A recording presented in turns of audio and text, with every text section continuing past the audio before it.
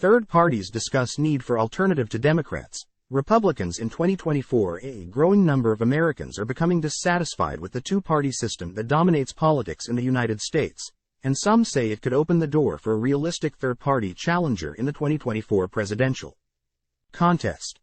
Third parties, multi-party systems, are the norm around the world.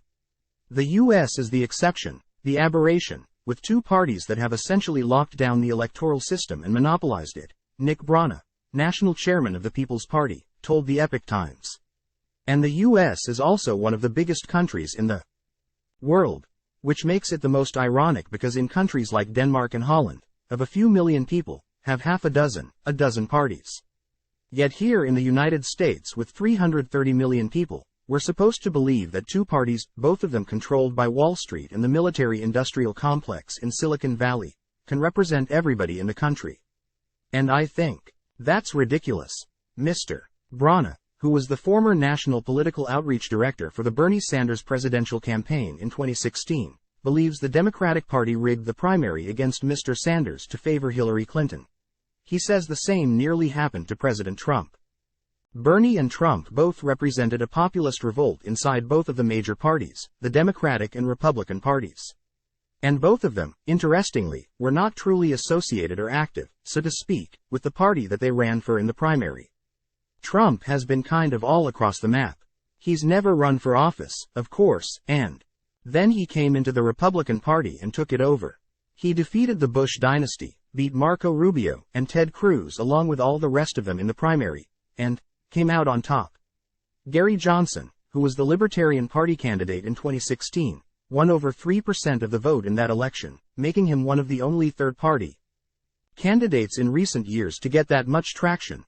Ross Perot, who ran as an independent, received over 18% of the vote in the 1992 race for president. You hear all the time in the media and from talking heads, people saying we really need a third party. We need a third choice. The reality is that already exists. Angela McArdle, chair of the Libertarian National Committee, told the Epoch Times. Isn't that why we're here? It's because we were dissatisfied with our previous system of governance, which was a monarchy under England, she said. That's why we broke apart and we set up something that we like. So for the majority of the American people to be dissatisfied is really alarming. We absolutely need to get back to our roots and have a political system that makes people feel represented. She says the Libertarian Party has grown in popularity and has the opportunity to be a spoiler in the upcoming presidential election if the race comes down to the wire. Can we play kingmaker? Absolutely. Can we move the Overton window in the direction of liberty? I think we already have, she said. At Freedom Fest and Pork Fest recently, Robert F. Kennedy Jr. and Vivek Ramaswamy both made appearances and did a lot of work to do outreach to libertarians in the party and also just small l, libertarians at large, people who agree with us ideologically. And that shows that this is going to be a tight race, Ms. McArdle said. Pork Fest is the annual Porcupine Freedom Festival in Lancaster, New Hampshire. The festival is hosted by the Free State Project, a movement to encourage libertarians to move to New Hampshire and establish a libertarian, free state. In 2016, the Green Party's presidential nominee, Dr. Jill Stein, received just over 1% of the vote in the general election. Dr. Stein's run for president in 2016 caused a lot of anger within the Democratic Party.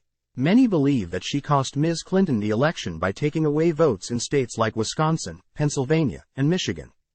The Biden campaign reportedly fears the same thing could happen in 2024, as the presumptive Green Party nominee for president, Cornel West, has been actively campaigning across the country and could become a spoiler for the Democrats. Rick Lass, ballot access director for Mr. West's campaign, told the Epoch Times he does not accept that argument. I think most of the people that vote for Green Party or Libertarian Party or Constitution Party or working families. Party candidates would probably not vote at all if there wasn't an option because people want to vote for somebody who reflects their values. Mr. Lass said. The majority of the people that are voting for the Green Party and other parties I mentioned would probably not participate at all, he said. I think that the biggest problem in our democracy right now is that close to half of the people that are eligible to vote don't vote because they don't see anyone to vote for. And Cornel West and the Green Party and these other parties are offering an alternative, and that's very, very valuable. There are dozens of third parties in the United States that are active but have restricted ballot access. The Epoch Times chose to interview representatives for the main alternative choices to the Democrat and Republican parties for this article. Neither of the two major parties responded to a request for comment.